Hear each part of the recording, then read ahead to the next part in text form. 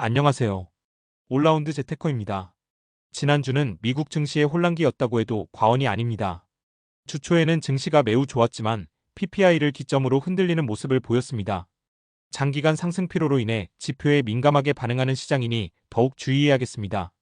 오늘 주제는 반도체 대표주인 엔비디아를 기초자산으로 하는 NBDW라는 종목에 대해 설명드리려고 합니다. 1.2배 레버리지와 주배당을 함께 제공하는 독특한 상품이니 한번 주의 깊게 들어봐 주세요. 그럼 오늘도 보시기 전에 구독, 좋아요, 알림 설정 꼭 부탁드립니다. 라운드힐 인베스트먼트라는 자산운용사를 아시나요? 라운드힐 인베스트먼트는 2018년에 설립된 곳으로 혁신적이고 유니크한 ETF를 만들어내는데 힘쓰고 있는 운용사입니다. 이곳에서 위클리페이 ETF라는 트레이드마크를 걸고 15종의 싱글스탁 ETF들을 출시했는데요. 애플, AMD, 아마존, 엔비디아, 팔란티어, 테슬라 등 우리가 알만한 모든 기술주를 섭렵하고 있습니다. 위클리페이 시리즈는 이름에서도 알 수 있듯이 매주 배당을 주는 상품입니다. 그리고 수익률은 기초자산의 주단위 수익률 기준 1.2배를 목표로 합니다. 좀 더 상세하게 위클리페이 ETF들의 공통적인 구조와 전략을 정리해 보겠습니다. 첫째, 주간 분배금을 지급합니다. 분배금은 라크 즉 자본환급 형태로 지급됩니다. 둘째, 위클리페이 ETF는 기초자산의 주단위 수익률의 120% 주가 수익률을 목표로 합니다. 셋째, 레버리지 수익은 스왑 계약 80%와 기초주식 20%를 조합하여 만들어냅니다. 넷째, 운용 방식은 적극적 운용 방식을 사용합니다. 이때 주간 수익률의 120%의 기준이 되는 주단위는 달력상 한 주를 의미하는데 뒤에서 사례를 들어 자세히 설명해 드리겠습니다. 주간 수익률 1.2배의 기준이 되는 캘린더 주간을 좀 더 자세히 보면 일반적으로 달력상 금요일부터 금요일까지라고 생각하면 됩니다. 그런데 지난주에 금요일이 휴장이어서 목요일까지의 성과를 기준으로 리셋을 한 경우에는 어떻게 해야 할까요? 이때 한 주는 목요일에서 목요일까지라고 봐야 할까요? 아닙니다. 이 경우에도 동일하게 리셋의 기준이 되는 날은 금요일까지입니다. 우리가 보통 알고 있는 순수 레버리지 상품들은 기초자산의 주가 변동을 추종할 때 1단위로 리셋을 하게 됩니다. 즉 그날 기초자산이 10%가 올랐다면 2배 레버리지 ETF는 20%가 오르는 구조인 거죠.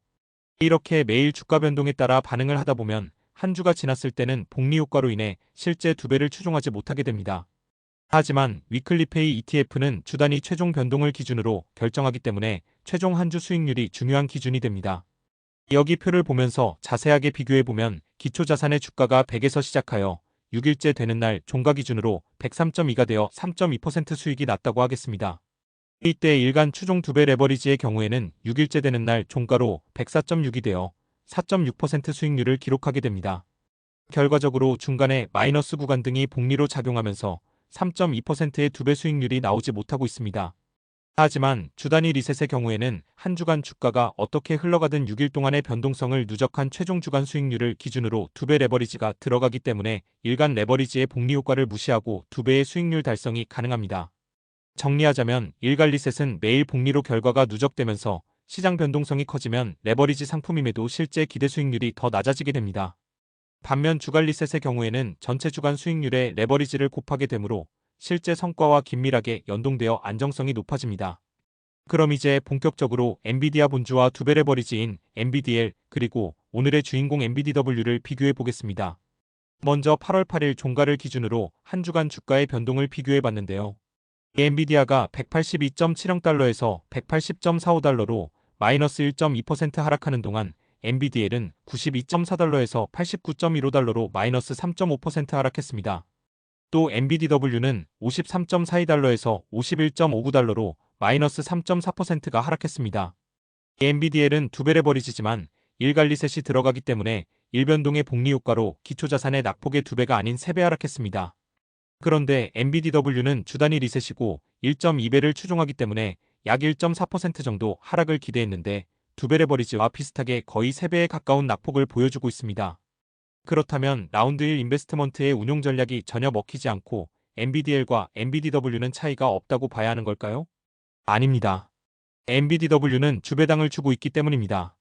해당 주에 NBDW는 주당 0.95달러 상당의 주배당을 지급했습니다. 이 분배금은 라크 방식으로 지급이 된 것이기 때문에 8월 15일 종가의 단순 합산에서 토탈 리턴을 비교해보면 최종 52.55달러 기준 수익률은 마이너스 1.6%입니다. 기초자산 수익률의 120%를 거의 맞추는 수치가 나옵니다. 세 종목의 주가 흐름을 보면 절대적인 주가의 차이는 있지만 엔비디아는 지난 4월 말 이후 줄곧 신고가 랠리를 보여주면서 주가가 오르고 있습니다. 덕분에 엔비디엘도 함께 성장했고 엔비디엘도 마찬가지입니다. 그 모습은 그래프에서 확인이 됩니다. 좀 더 정확한 비교를 위해 누적 수익률을 비교해보면 기초자산의 상승폭이 큰 시기에는 역시 순수한 두 배 레버리지 상품인 엔비디엘이 수익률 111.12%로 기초자산인 엔비디아 해당 기간 수익률 58.21%의 거의 두 배에 가까운 수익률을 기록했습니다. 반면 엔비디W는 누적 수익률이 33.20%로 다소 약한 모습입니다. 하지만 여기에 누적 주배당 약 10달러를 더해주면 수익률은 59.20%로 올라가기는 합니다. 기초자산인 엔비디아의 수익률과 비슷해지지만 배수의 차이를 고려하더라도 두 배 레버리지에는 미치지 못합니다. 지금까지 비교해본 수치들을 기준으로 라운드 1의 위클리페이 ETF의 장점을 정리해보면 일단 분배금을 매주 줘서 현금 흐름이 좋아진다는 점과 기초자산의 주단위 수익률의 120%를 추종해서 1단위로 리셋되는 기존의 레버리지 ETF들보다 변동성을 줄일 수 있다는 장점이 가장 큽니다.